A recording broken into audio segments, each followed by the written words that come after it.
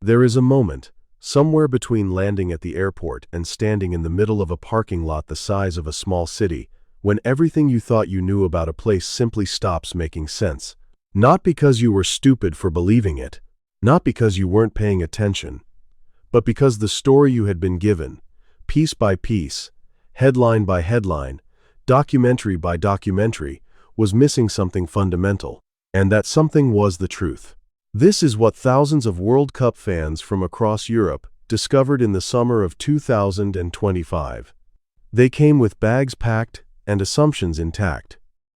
They had a picture in their minds, drawn for them over years by newspapers, by television, by social media feeds, by friends who had never actually been there either. They knew what America was. They had been told. And then they arrived. What happened next is the kind of shift that usually takes a generation to complete. This time, it happened in weeks, in some cases, in days, in some cases, in a single afternoon in a truck stop in Texas. If you have ever felt that the story the world tells about America is incomplete, what you are about to hear is not a rebuttal. It is a chronicle. Because the fans who came to watch the World Cup did not just watch football.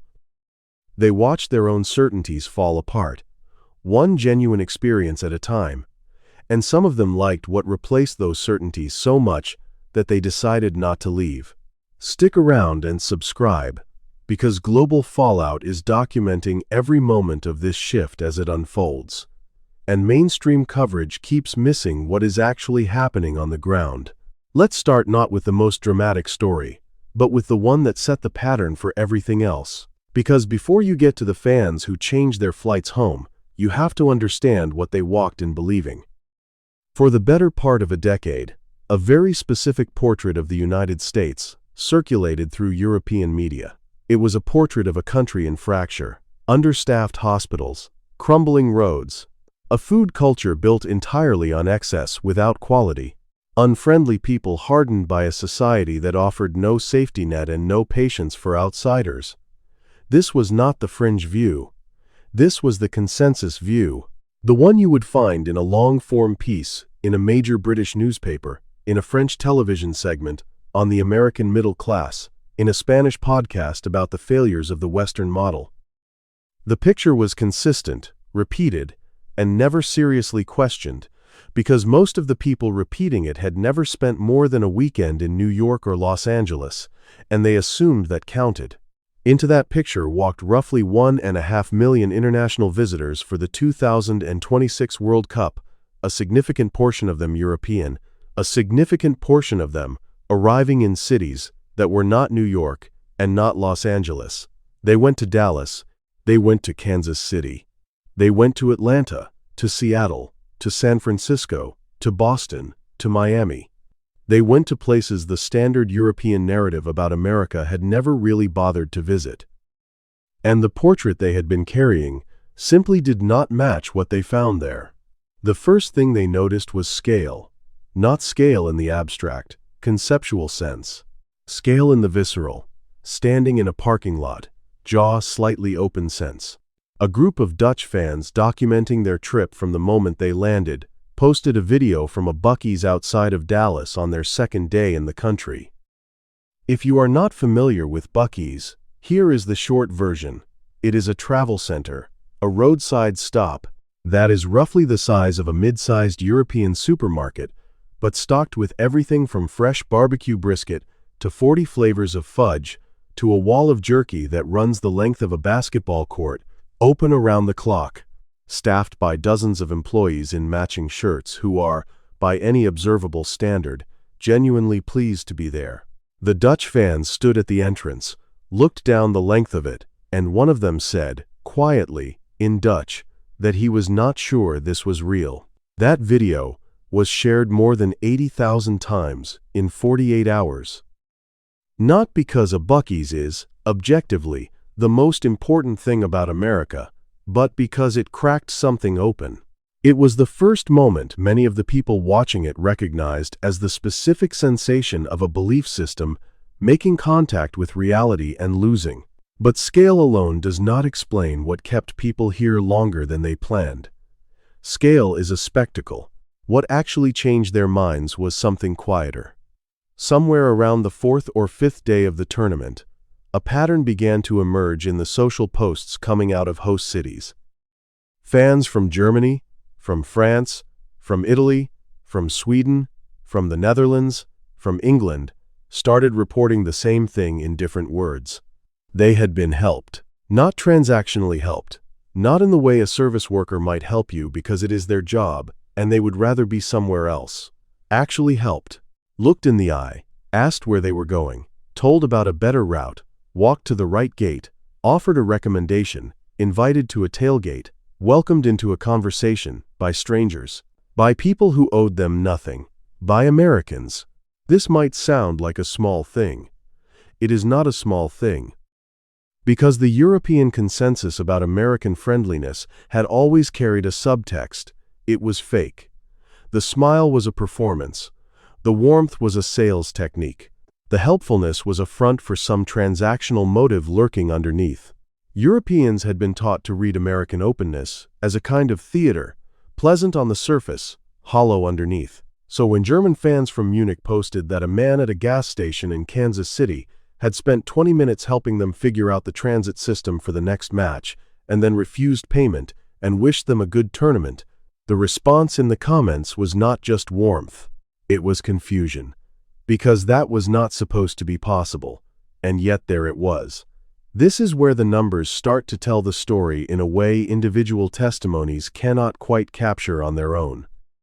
A survey conducted mid-tournament across several European travel groups and fan forums found that over 70% of European respondents said their impression of Americans as individuals had improved significantly since arriving.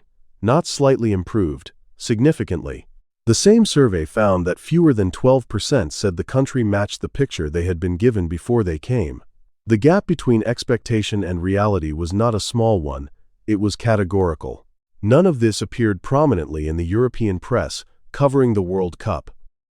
The coverage focused on match results, stadium logistics, the heat in certain venues, a handful of isolated incidents that were covered in detail disproportionate to their frequency. The story of an entire demographic quietly and publicly revising its understanding of an entire country was not considered news. And yet, it was happening, in real time, in comment sections and direct messages and voice notes sent home by fans who were not sure how to explain what they were experiencing. The hospitality story runs deeper than random acts of kindness at gas stations, though those matter more than they are given credit for. The pattern that emerged across the fan experience in American host cities was one of a culture that, whatever its documented problems and contradictions, had retained something that a great many European urban environments have quietly let go of: genuine interest in the stranger in front of you. A family from Barcelona described an afternoon in Atlanta that they said changed how they would talk about America for the rest of their lives. They were lost, not dramatically lost, but turned around in a neighborhood they did not know, looking for a restaurant a friend had recommended.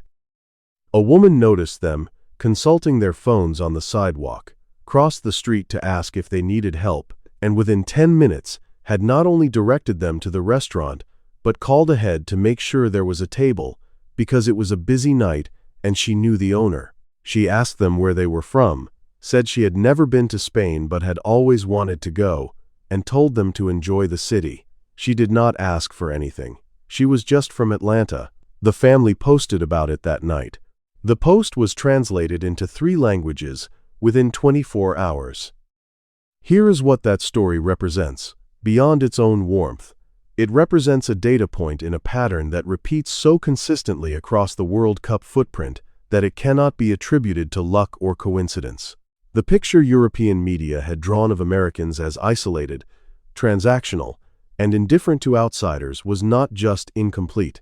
In the lived experience of fans who actually went to American cities and spent time in them, it was wrong.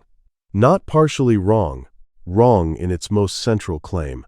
If moments like this are as striking to you as they were to the fans who lived them, hit the like button right now. It tells the algorithm to keep this series going, and there is much more of this story still to tell. The food conversation deserves its own chapter, because it runs into a specific European prejudice that is perhaps the most deeply held and the least examined. The belief that American food is, at its core, a joke. Fast food by default. Supersized, artificially flavored, nutritionally catastrophic, culturally empty. This is the premise that most Europeans arrive with, and it is so embedded in the cultural conversation that questioning it feels almost eccentric. And yet, it is the premise that collapsed, across the board, faster than almost any other. Italian fans from Rome, whose national identity is inseparable from the belief that they have the best food culture on earth, documented their eating experience across 3 different American cities with a level of surprise detail that became its own minor phenomenon online. They were not prepared for the barbecue, not in any real sense. They had seen barbecue described, had watched video of barbecue being made, had heard about it as a regional tradition. None of that prepared them for sitting down to brisket smoked for 14 hours at a pit in Texas and having to admit, out loud, on video, that they had never eaten anything quite like it. Not better than Italian food, one of them said carefully. Different in a way I did not expect. A complete thing, not an imitation of something else. That phrase, a complete thing, not an imitation of something else, got repeated across dozens of comments from other European fans who had watched the video, because it named exactly what they had not been prepared for. The European assumption was that American food culture was derivative, assembled from elsewhere without real roots of its own. What they found instead was a food culture with deep regional specificity, strong craft traditions, and a localism that contradicted the image of a country of identical chain restaurants serving identical food to people who did not care about the difference. Farmers markets the size of city blocks. Craft breweries in neighborhoods that had been written off in European headlines. Butcher shops with specific sourcing philosophies and staff who could explain every cut in detail. A taco truck in a Kansas City parking lot that a group of Spanish fans described as serving the best taco they had eaten outside of Mexico City, and then immediately questioned whether that comparison was even fair, because the taco was doing something specific to Kansas City that made it its own thing entirely. None of this is to say that American food culture is without its problems, or that the fast food critique has no basis. It does. The point is that the critique had become the whole story, and the whole story was a distortion. The European fans who actually ate their way through the World Cup cities did not find the distortion. They found a food culture that had not been reported to them honestly, and the gap between what they expected and what they found was large enough to make several of them publicly reconsider things they had believed for years without questioning. A French food blogger who came to cover the World Cup for a Parisian publication ended up filing a piece about American food that his editor initially questioned because its central argument was that European food commentary on America had been lazy. Not wrong in every detail, but lazy in its structure, defaulting to the easy targets while ignoring the parts that did not fit the narrative. The piece ran. It was shared widely. Several of his colleagues responded by saying privately that they had had similar experiences but had not been sure they could write it without sounding naive. The story of what people expected and what they found does not end with food, or with hospitality, or with scale. It ends with decisions. Because the most remarkable data point in this entire phenomenon is not a survey result or a viral video. It is a behavior. Specifically, it is the behavior of European fans who had a flight home booked and changed it, not a few. Not an anomaly. Across the duration of the tournament, reports from European fan communities, from travel agencies handling World Cup bookings, from short-term rental platforms in host cities, consistently pointed to the same pattern. A meaningful percentage of European fans, who arrived with fixed return dates, were extending their stays. Some by a few days, some by weeks, some indefinitely. The reasons they gave varied in detail, but converged on the same essential experience. They had arrived expecting a country that confirmed what they had been told. Instead, they found a country that made them question the source of what they had been told. And that question, once it opened, did not close easily. Because if the picture of America they had been given was this wrong in these specific ways, what else in that picture was wrong? And if America was more than what they had been shown, what were they going back to in the same uncritical frame of reference? A Dutch couple from Amsterdam, who had booked 2 weeks for the World Cup and were now into their 5th, were interviewed by a travel podcast in the final stretch of the tournament. They were asked what had made them stay. The answer was not one thing. It was an accumulation. The ease of moving around, the size of the sky in the Midwest, which sounds like a cliché and is not one until you have stood under it. The consistency of warmth, from people who had no reason to be warm. The food that surprised them. The space. The sense, repeated enough times to become a conviction, that this country was not what they had been told it was, and that the version they were experiencing was one they wanted more time inside. They said they were not sure they were going home when the tournament ended. They said they needed to think about what going home meant, now that the assumption they had left with had dissolved. That sentence is not an isolated romantic statement from two people who had a good holiday. It is the distillation of a shift that played out across hundreds of thousands of individual experiences over the course of a single summer. The World Cup did not create a new America. It created a new audience for the America that was already there, one that had been systematically underreported for years, one that millions of Europeans had been given no reason to look for, because the picture they had was so complete and so confident in its own accuracy. What changes when the picture is wrong? Everything downstream of it changes. The policies that look sensible when you assume America is failing look different when the assumption falls apart. The cultural condescension that feels earned when you believe the caricature feels different when you have spent 4 weeks in Kansas City and Atlanta and Dallas and Seattle and found something that did not match the caricature in any fundamental way. The comfortable distance that lets you describe an entire country from a position of certainty feels different when you have talked to enough people from that country to understand that certainty was not knowledge. It was a story you had been told. So many times you forgot it was a story. The fans who stayed longer than they planned are not making a political statement. They are not performing patriotism for someone else's benefit. They are doing something simpler and more durable. They are acting on what they actually found, rather than on what they expected to find. And what they found was different enough from the expectation that the expectation no longer functions as a guide. That is what the World Cup 2026 actually delivered, beyond the matches and the stadiums and the logistics. It delivered a collision, at scale, between a picture and a place. And the place won. We started this with the question of what it takes to make an entire continent revise what it thinks it knows about a country. The answer, it turns out, is not an argument. It is not a counter-narrative, or a media campaign, or a rebranding effort. It is an invitation to show up and see. Because when enough people show up and see, and what they see contradicts consistently and specifically what they were told, the story changes. Not because anyone forced it to change, because reality has a way of outlasting the stories built to contain it.